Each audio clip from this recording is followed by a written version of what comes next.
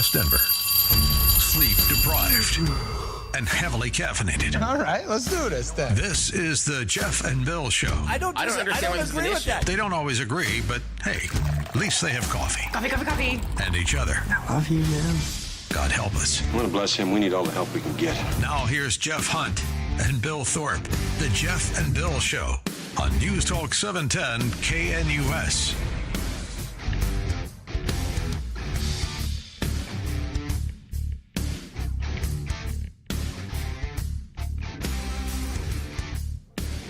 With 7 a.m. in the Mile High City on this Wednesday, September 24th, 2025. Good morning, Denver, Colorado. You've tuned in to the Jeff and Bill Show, News Talk 710 KNUS.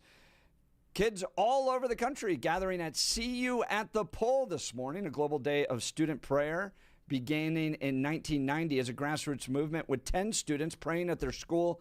Decades later, millions pray on their campuses on the fourth Wednesday in September. See You at the Pole is simply a prayer rally where students meet at the school flagpole before school to lift up their friends, families, teachers, school, and nation to God. See You at the Pole is a student-initiated, student-organized, and student-led event. And one of those students is my son, Daniel, who's just about to gather with his students outside his school to pray. Good morning, Daniel. He joins us now. How are you, buddy? Hey, good morning.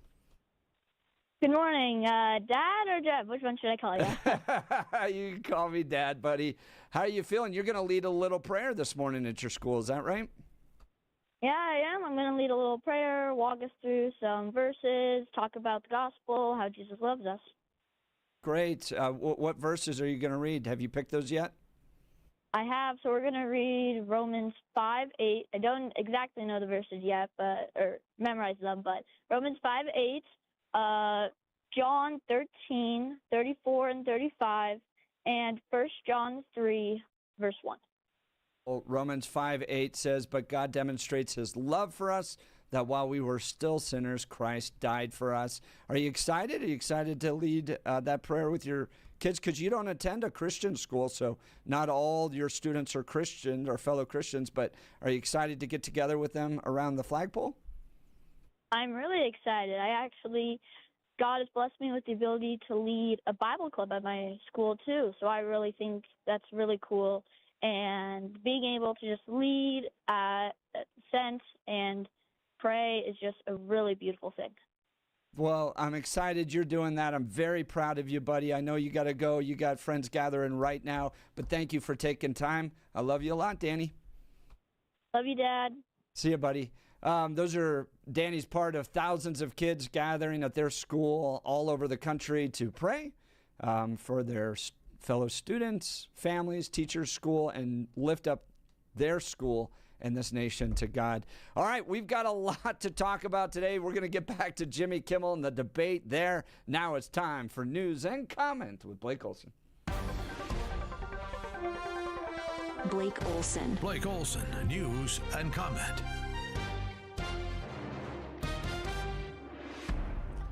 Good Wednesday morning, 46 sunny in Denver, expecting a high of 68 today.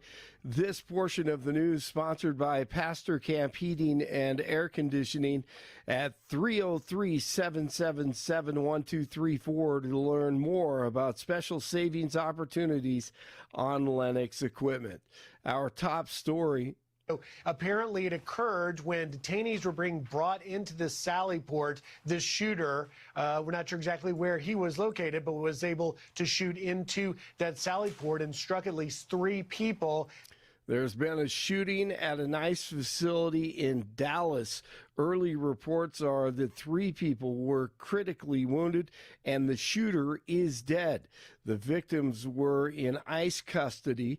The shooter was found on the roof of a nearby immigration attorney's office. He reportedly shot himself when confronted.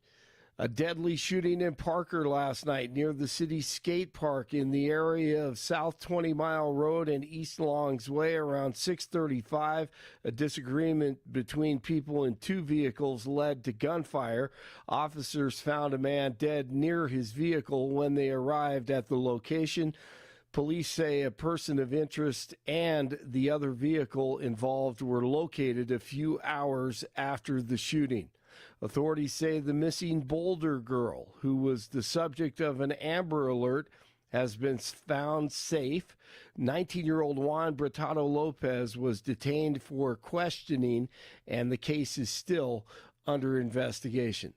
And the truth is, I don't think what I have to say is going to make much of a difference. If you like me, you like me. If you don't, you don't. I have no illusions about changing anyone's mind. But I do want to make something clear because it's important to me as a human, and that is you understand that it was never my intention to make light of the murder of a young man.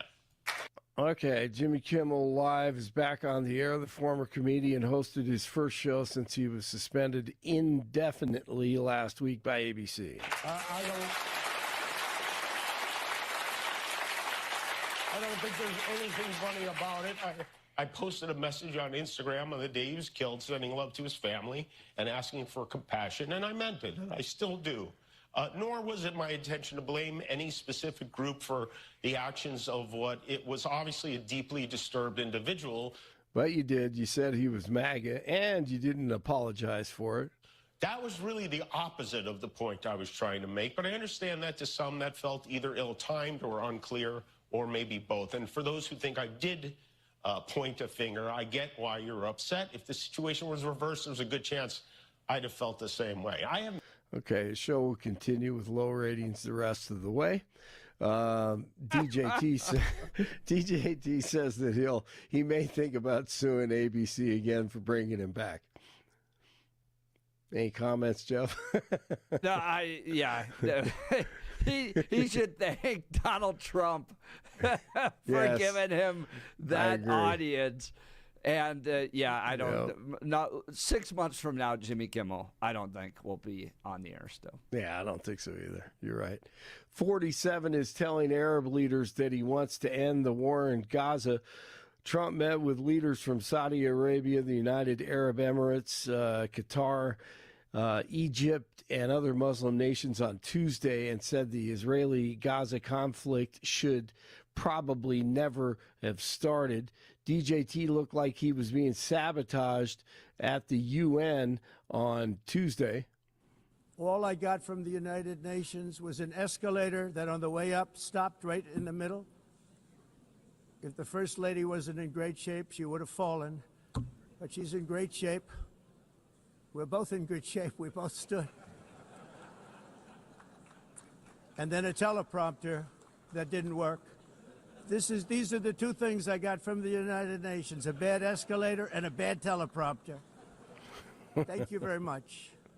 Caroline Levitt was on Fox last night and also reported that the audio was a lot lower for DJT than any of the other leaders. And then the gift that just keeps on giving. Kamala Khan goes on The View with the intellectuals.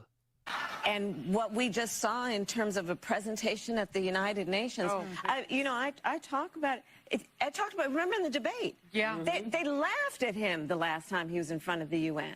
Yeah, this time you watched it, you remember just about, I don't know, several weeks ago, that meeting with Xi and Kim Jong-un and Putin? You think they're not laughing? Oh, they are. As they create a new axis of partnership. What's happening? You bring people into the Oval Office. I have spent a lot of time in the Oval Office. I have spent time in the Oval Office with the president, receiving our allies and our friends from around the world. And consistently, we have seen Donald Trump bring people into the Oval Office, be they a United States governor or the head of a state of a friendly nation, and embarrass them and ridicule and demean them. Yeah, preach. That is not what a president does. No, not at all.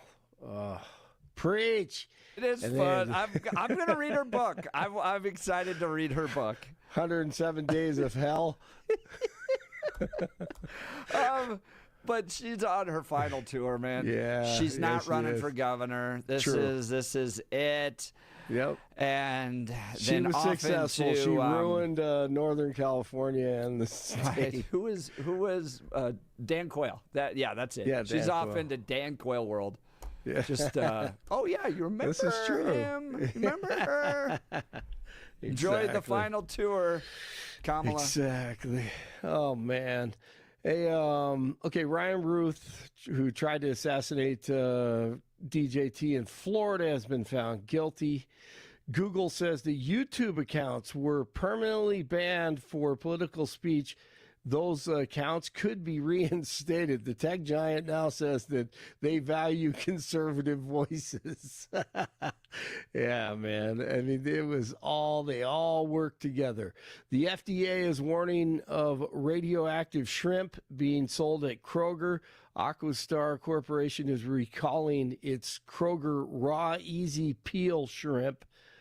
Kroger Marcato cooked shrimp and Aquastar shrimp skewers. The FDA says the shrimp sold in over 30 states may be contaminated with radioactive material. Once again, there was a shooting at an ice facility in Dallas. That shooter now is down from this self-inflicted wound, so we may not know exactly what his plan was, what they were intending to do. The sniper firing from a rooftop. Once again, he is dead. DHS Secretary Kristi Noem confirms there are multiple fatalities and casualties, but right now, just the shooter. All right, Broncos prepare for the Bengals on Monday night. They take on Cincinnati on Monday night at Mile High Stadium. 45 in Littleton, 44 in Brighton, 46 in Denver. Jeff and Billy continue. Blake Olson, News Talk 710 KNUS. Your 710 5-day forecast today, a lot quieter over the Denver metro. Mostly sunny skies and highs in the upper 60s. Clear tonight, upper 40s and low 50s. Winds remain light in a Thursday morning where the sunshine will continue. Highs tomorrow in the upper 70s, low 80s with lower 80s on Friday. Little cooler on Saturday with a weak frontal boundary, but keeping it dry through much of the weekend. Weather brought to you by L&L Heating and Air Conditioning. For quick, trustworthy, dependable service, call 720-851-1691 or visit them online at bestdenverhvac.com. Meteorologist Dawn Watzel in the 710 KNUS Weather Center.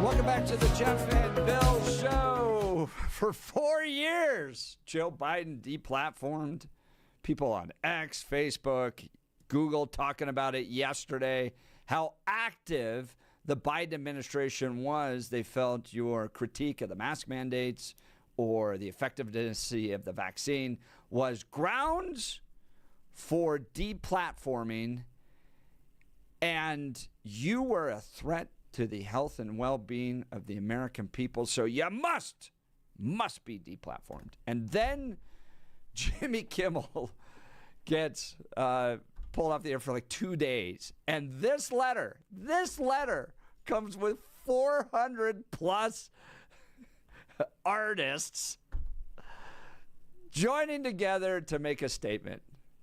I'm gonna do my best to get through this, because in light of what I just read, after what conservatives went through for 4 years, just keep that in mind when you listen to people like Robert De Niro signing on to this letter, Tom Hanks and others. We, the people, must never accept government threats to our freedom of speech. I can't even get through the first sentence. Oh, there's a case going on right now, and Matt Taibbi was right to point it out about Alex Berenson fighting a lawsuit against the Biden administration, Berenson versus Biden, which is far more egregious than anything that happened to Jimmy Kimmel. But yes, we the people must never accept government threats to our freedom of speech. Efforts by leaders to pressure artists, journalists, and companies with retaliation for their speech strike at the heart of what it means to live in a free country. Last week, Jimmy Kimmel was taken off the air after the government threatened a private company with retaliation, marking a dark moment for freedom of speech in our nation. In an attempt to silence its critics, our government has resorted to threatening the livelihoods of journalists, talk show hosts, artists, creatives, and entertainers across the board. This runs counter to the values our nation was built upon and our Constitution guarantees. We know this moment is bigger than us and our industry. Teachers, government employees, law firms, researchers, universities, and students. Students! They finally care about the students. Be a conservative student in any major university, or especially an elite university, or how about a Jewish student, by the way, that's been in any of these universities for the past decade, and let me know where the artists were that were standing up for you. Oh my gosh. And so many more are also facing direct attacks on their freedom of expression. I remember watching a video of a student with a Star of David necklace just trying to get to class on the campus of UCLA. And he was prevented. He was prevented from going to class. That was last year. No letter from the ACLU or 400 major artists coming to his defense. Regardless of our political affiliation, they're all Democrats on this. And whether we engage in our politics or not, we all love our country. We also,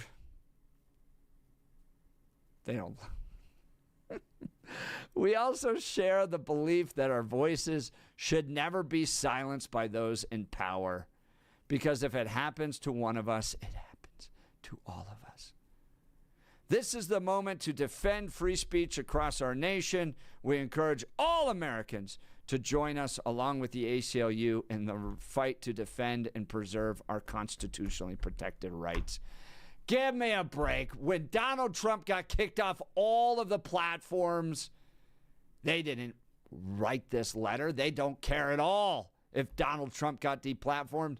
When I got escorted out of the state capitol for wearing a pro-life sweatshirt and then had to go get a free speech organization called FIRE to write a letter to the Democrat-controlled state Senate here to protect my free speech and get that rule changed.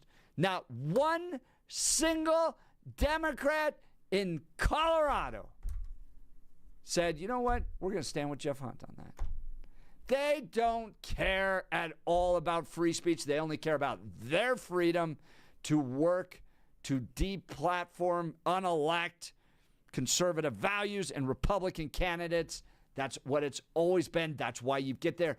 This is a disingenuous letter. I don't believe it. Mr. Thorpe, your thoughts? Yeah, it's not surprising that because I dislike both parties. I think both of y'all are full of crap. I don't believe that either the Democrat Party or the Republican Party actually believes in free speech. I believe they think it's their free speech, and they should have the power to limit the free speech or the ability to speak of their opponents because they disagree with them and they've concluded they're wrong, and that shouldn't be allowed. I think both parties do it, although I do think that there are degrees of difference between your Biden example and the more contemporaneous example of Jimmy Kimmel because of what FCC Chairman Brandon Carr said. I think that gets to another level as far as free speech.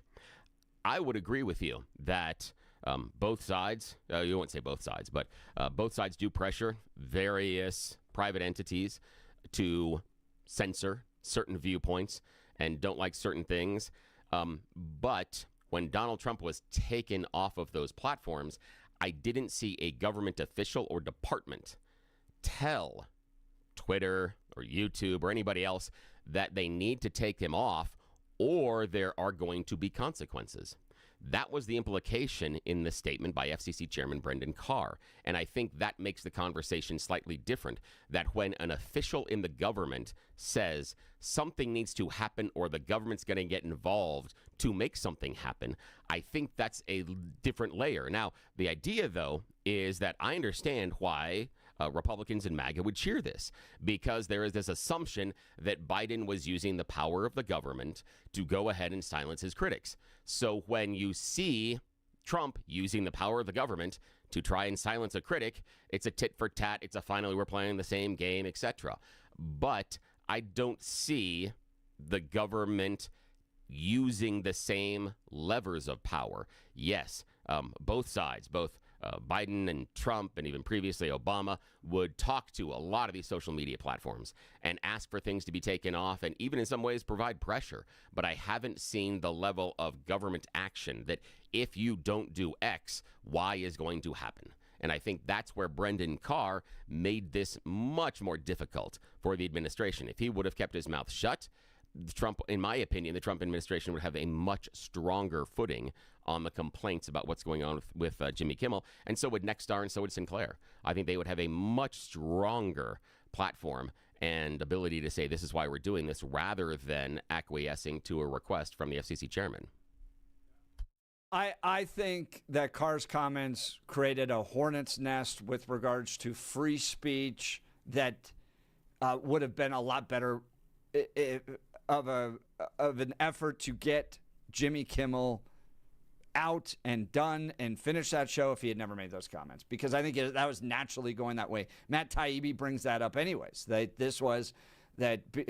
ratings are so bad. He's at like 120,000 an evening for a national broadcast show that he was on his way out, and now Carr gives all of these progressives in this stupid ACLU letter the ability to get together, claim victim status, and then make Jimmy Kimmel a bit of a martyr, which is unfortunate because he's not a martyr.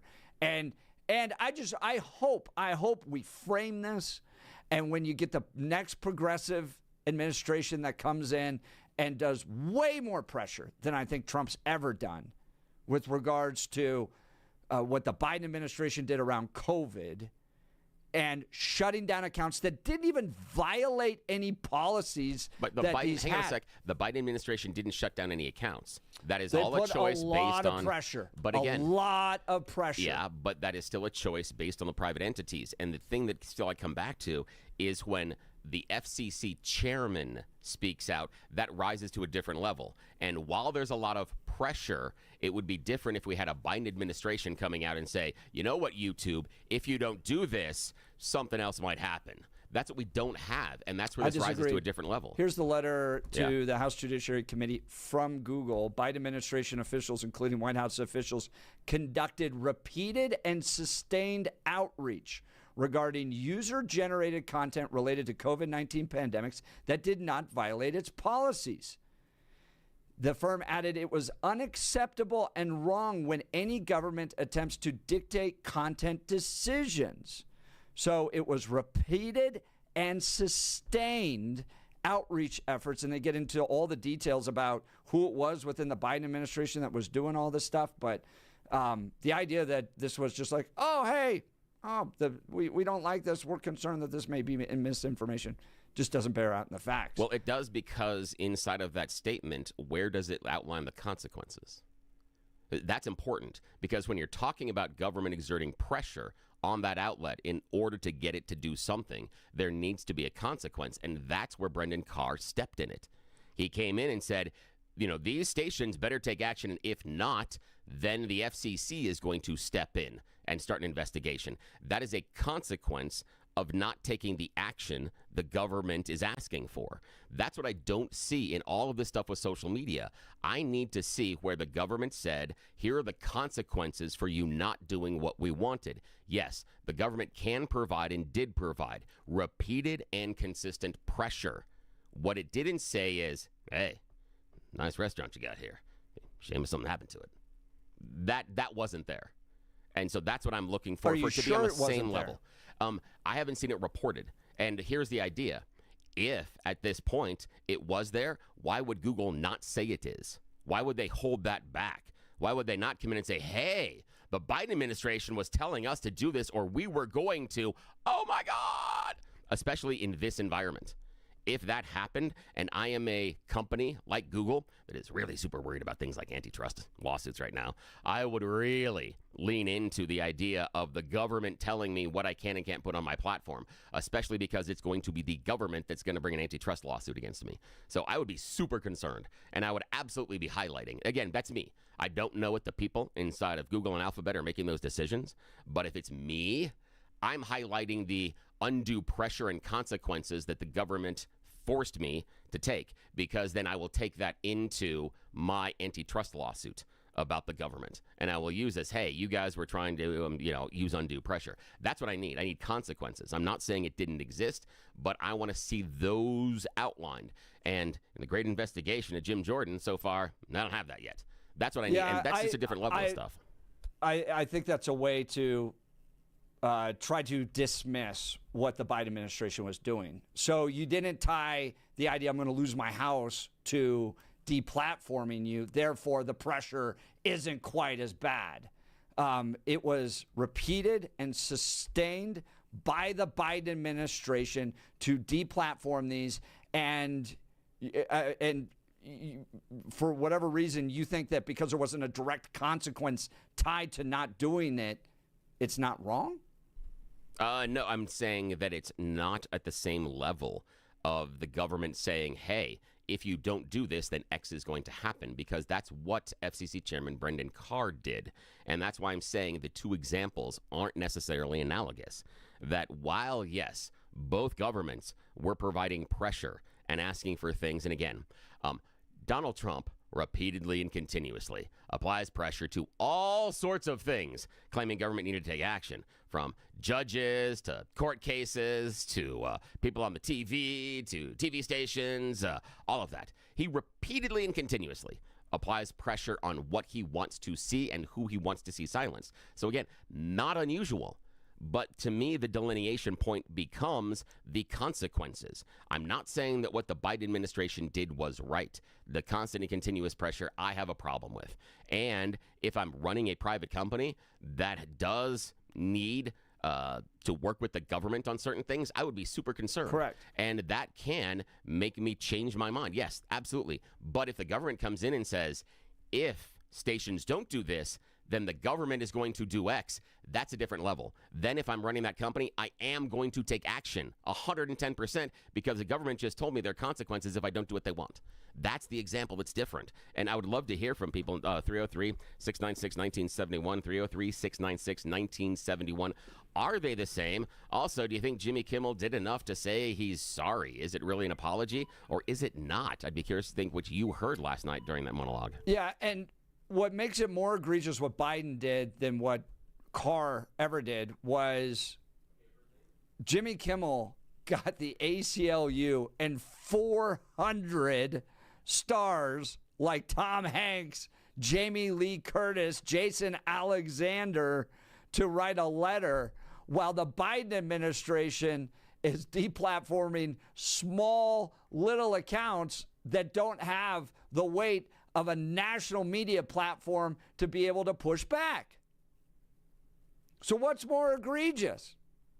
A unfunny, low-rated comedian who doesn't actually care about free speech at all getting the FCC going, we could do this the easy way or the hard way, not actually taking any action to deplatform him, but saying, and I admit, I thought it was inappropriate for the chairman of the FCC to say that. But think about what the Biden administration did to everyday accounts that don't have the benefit of 400 of the nation's biggest movie, TV, entertainment stars coming to their defense. If you were deplatformed because of the Biden administration, you were just done. You were stuck. And you have lawsuits out there trying to raise the awareness of how egregious that was. And I think Matt Taibbi is exactly right. While Jimmy Kimmel becomes a speech icon, Alex Berenson fights alone on what could actually affect your free speech. All right, we'll get to the phone lines and text messages. You're listening to The Jeff and Bill Show. This is Denver's talk leader, News Talk 710, KNUS.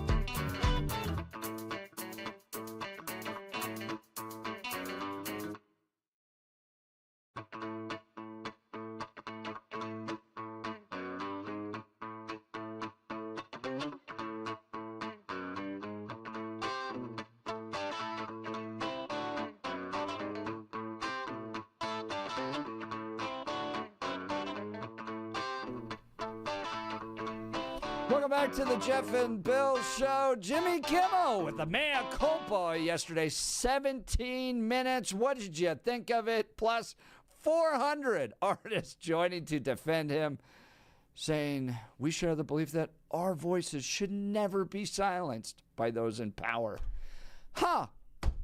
Just wondering where you were the last 4 years when Grandma's Facebook account got shut down because she questioned the mask mandate.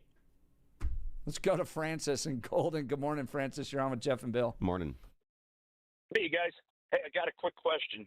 Have you ever tried to figure out how to get deodorant out of your gym bag and put it on while driving? It's not an easy thing. Oh, that's gotta be awful. It's tricky. And if the three-letter agencies are listening, I'm just making that up. It's not a real thing. But it's a theory. It's a theory. It's just a theory. Hey, listen. I think this car thing has a layer beneath it that it ought to be discussed.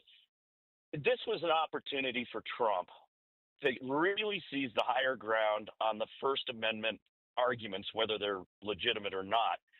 He could have easily said when Carr, made his not so tacit threat that one of his boys, that one of the appointees got a little off the leash, and that's not what I would have ever sanctioned or said or done.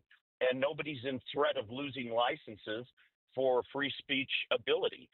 And he would have immediately taken the higher ground on all of this. And I think it was a missed opportunity. And it's a missed opportunity that borders on a level of incompetence, in my opinion. No, Francis, I appreciate you, but you're wrong on this. Because the message Trump was sending, he doesn't care about Jimmy Kimmel. He cares about the executives at ABC. He's sued them, got Stephanopoulos to pay up. Now he's threatening to use the power of the FCC with regards to those big guys. You're dealing with billion-dollar entities that have used their power to try to go after people like Donald Trump, whether it's their newsrooms, programs like 60 Minutes, even their more entertainment-oriented aspects of their programs are geared towards progressivism and against the conservative worldview. He is suing them, he's threatening them, and he's going after the big guys because these aren't little mom-and-pop press operations. These are billion-dollar entities, and he's sending a message. Well, here's the thing. I think that I respectfully disagree. It's a missed opportunity because I just heard Donald Trump talk about the Tylenol problem as saying, don't take it, there's no downside. If Trump would have done what I just suggested and said, hey, Mr. Carr's wrong, we're not doing anything like that, after he already said it, there's no downside to Trump backing him off of it. Because now he sent the message, right?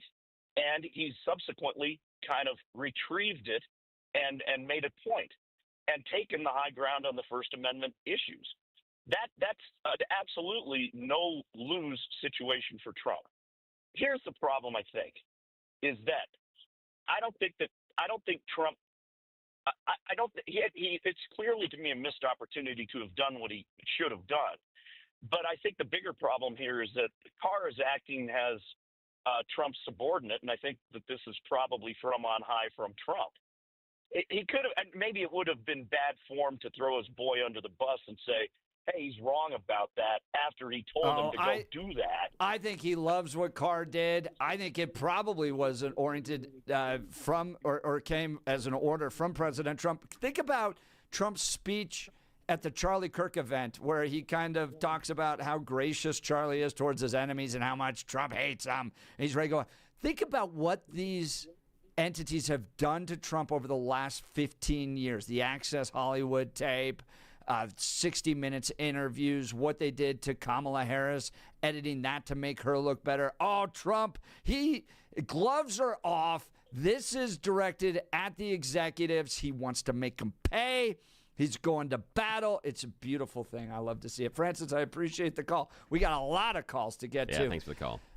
Francis's line will be open 303-696-1971. Let's go to Ben in Morrison. Good morning, Ben. You're on with Jeff and Bill. Morning. Yeah, hey, this was pretty despicable. what the administration has done. They are trying to put their thumb on the scale and influence things. For somebody that's a satirist, I think that joke was in bad taste, and probably at a very inappropriate time. But, you don't wield the power of the FCC over people to try to, influence how a media wants to operate their own entities.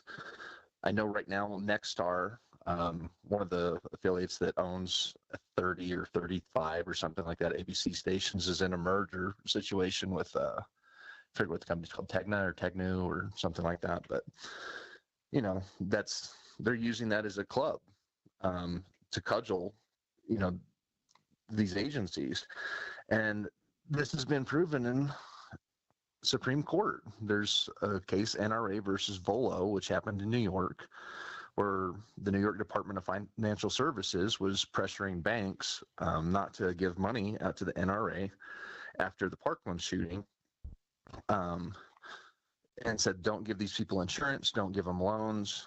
And, they were pressuring these third-party entities, the New York Department was, and NRA came back and they won that court case 9-0 in the Supreme Court.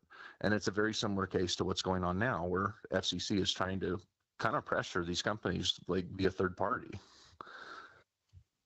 I mean, I understand, Ben, the calling to the notion of neutral government with regards to whether it's the NRA or Jimmy Kimmel, all that stuff. There's a politic real that takes place out there. Look at it with Jared Polis walking around telling executives, oil and gas executives, that he's going to use the power of the government to try to shut them down. And at the same time, I look at what these companies have done to conservatives and Republicans over the years. They're billion-dollar entities that have used their power to stop Republicans from getting elected. Now you got Republicans elected, and you're shocked that they're going to throw their weight around now that they've gotten into government? I don't know. I think there's a realpolitik here that I see at work.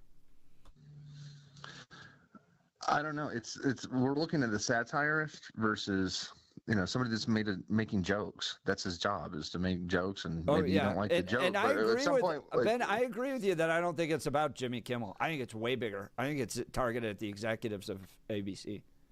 Yeah, I think it is too. Yeah, but I look at the other people that supposedly got canceled, Tucker Carlson and some of these other people, and say, well, there's a lot of other underlying things that were happening there, like the Dominion lawsuit with Tucker, for example, which cost him almost $800 billion or $800 million, and he was calling his female coworkers the C word. There's a lot of underlying stuff that was in there. Yep. Versus one bad place joke, that was probably ill-timed and not very respectful of the person that just died. But, I Ben, just don't get. I understand it. I appreciate the call. Thanks so much. I think we can all agree that this is a lot bigger than Jimmy Kimmel. I think we all, that at the core, this wasn't about Jimmy Kimmel or his show. It was about taking out a pound of flesh out of ABC. 100%. And that's where I necessarily disagree, because the government shouldn't be looking for revenge. That's the issue. And Donald Trump said it himself. This was going to be a revenge tour kind of a thing. Oh yeah. And so that's it. And so I'm like, that's not okay. I think you could go. And I heard friends of the program talk about this on their other radio programs I was listening to yesterday. This kind of call to a better nature of limited government, and do we want the government involved? And you heard Ted Cruz talk about it on the show prior to ours on Chris Stegall's show. I may disagree with what you have to say, but I will defend to your right to say it, to defend to my death your right to say it. Yep. Okay, I understand all that. Okay, part of the reality, though, of the discussion is you have billion-dollar entities that used all their power and all their money to stop Donald Trump from becoming elected. Now, maybe not all their money, but a lot of their resources were geared towards stopping Donald Trump from getting elected. How do you judge that? I'm just curious, because you've said it a couple of times. By analysis of their news. What is it? And you see this over and over again, where it's wildly negative, like into the 90% of their news coverage of Donald Trump is negative, while it's far more positive of his opponent, Kamala Harris. Media Research Center. I mean, it's like every analysis of every issue from their news agencies leans progressive. Their news agencies made up of Democrat donors. There's almost no Republican. I'm not sure I agree with that. had one Republican in its entire news agency. I disagree that their news agency is built by Democrat donors. I disagree with that. I don't see Democrat donors in building their news agencies. I don't see that Democrat donors. No, you just said it. You said Democrat donors building their news agencies. Sorry, I may have misspoke. No, it's okay. But their news people are made up of Democrat donors in the sense of when there's been analysis of where they donate their money to, the people that staff these newsrooms, they're almost entirely Democrats. You have nobody giving money to Republican entities that work in these newsrooms. Now, for me, I disagree with a reporter or editor ever donating any money anywhere. I just don't think that's what should happen. I have the same issue with judges. I don't think judges should be donating to anything, even based on issues, not person. I just don't think that's... Yeah. I've never, when I've been a talk show host and a producer, I've never donated to a single campaign, to a single effort because of that. I mean, I do. I walk the walk and I talk the talk. Yeah. I think that's wrong. Hang on a sec. But what I mean is, I don't think that because someone is a Democrat donor, it removes their ability to be a good journalist. I will judge every individual based on their ability to do good journalism. And there are people on the left and the right that do awful journalism. The shining lights are few and far between. But I don't agree that ABC, NBC, CBS is this large monstrosity that is doing nothing but trying to get Democrats elected. I do agree that they are slightly left based on news presentation, but that's been true for years. That was true when Reagan was in the White House. Yeah, that was true when Bush was in the White House. And Republicans just kind of went, no, but the idea being that if it is so good and so effective and so prescient, then how does this possibly happen? If these news departments are so monstrous and they change the course of the conversation, then you wouldn't have a Trump 1, you wouldn't have a Trump 2. You wouldn't have a Bush. You wouldn't have a Reagan. So the idea is, I think there's a conclusion there that may not actually be proven true, based on the idea that they're doing this to get all them elected. I think a lot of conservatives would believe that Donald Trump wouldn't be elected unless Elon Musk had purchased X. That was the critical factor in getting around these institutions. But when your newsroom, like at NPR, only has one Republican working in its entirety, okay, these are institutions driven to stop Republicans from getting elected. No. That's part of the equation in all this. And so when people go out there and go, I want to stand on free speech, I want the freedom of the press. Okay, all right, I understand that concern. But you have to, in this particular case, understand that these institutions, ABC, NBC, CBS, use the power of their newsrooms to stop Donald Trump from being elected. And now you're concerned all of a sudden about less government interference. Well, I got a question on that one. Would you say that's true of any newsroom that has predominantly Republicans that donate only to Republicans? Would you say that newsroom is also then skewed? Would you come to the same conclusion and say they need to have more Democrats? So you would say that probably like newsrooms that exist at Fox, those types of things. Newsmax, OAN are proportionately skewed and are working as hard as they can to prevent Democrats from being elected. Can we draw the same conclusion? Yeah. And I think at least you're consistent. I respect. And I respect that a lot. I think that people generally look at Fox and go, yeah, they're geared towards pushing a particular worldview.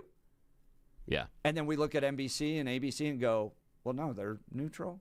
No, they're part of a sustained effort to stop Republicans from getting elected. And all I'm saying is that in this conversation about Donald Trump's retribution against all that, just keep that in mind. This is not pure free speech type of issues where a big bad government is coming down on this neutral press agency. You get this letter from 400 major artists that say, we're going to stand against those who have been silenced by those in power. Baloney. You never have. You only stand up when a Republican threatens. That's fair. That's absolutely fair. Here's the thing, though, is that it's not only a violation of free speech if the government is coming down on a neutral press agency. If the government is coming down on a conservative press agency, it's a violation of free speech. if the government's coming down on a That's Democrat fair. and liberal, it's a violation of free speech. Yeah, that- regardless. I get that. Yeah, I get that. I'm just saying, to Ben's point, there's a realpolitik going on both sides of this. So to call us to a better angels about limited government and free press and all that stuff, there's more on the ground realities than just that. All right. We've got to get to a break. Join the conversation, 303-696-1971. Text us at 720-819-5115. You're listening to The Jeff and Bill Show. This is Denver's talk leader, News Talk 710 KNUS.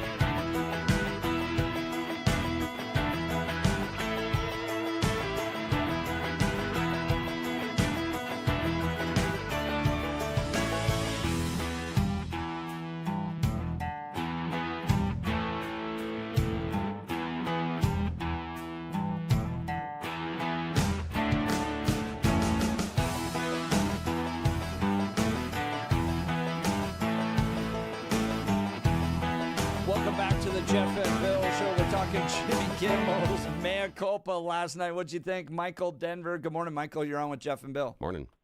Good morning, guys. How are you today? Good. How are you? What's So on your mind? anyway, let's talk about the Jimmy Kimmel joke. It wasn't a joke. It was a lie. That's what started all of this. It was a lie. The ABC affiliates around the middle of the country said enough is enough. We're done.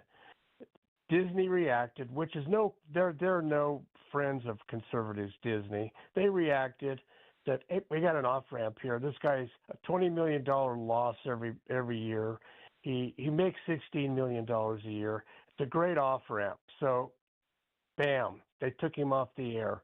Then everybody, all the grandstanders, the De Niro's, and all of these people with lots of money and lots of influence started to influence Disney. And that's exactly what they did. And they're the biggest. We all know they're the biggest hypocrites. What did they talk? What did De Niro say when they took Roseanne Barr off the air? What did all of those folks have to say? Nothing. Now, Michael, I got a question for you. That the original outrage, though, from my recollection, wasn't about Jimmy Kimmel being wrong. It was about Charlie Kirk's death, and it wasn't honoring, and things like that. Here, hang on a sec. We're going to hit the end of the hour. Maybe we can chat with you just a bit on the other side. So hang with me. But that's what I want to know is what that original outrage was and how we dealt with it. And is that the reason that Kimmel was originally pulled off the air?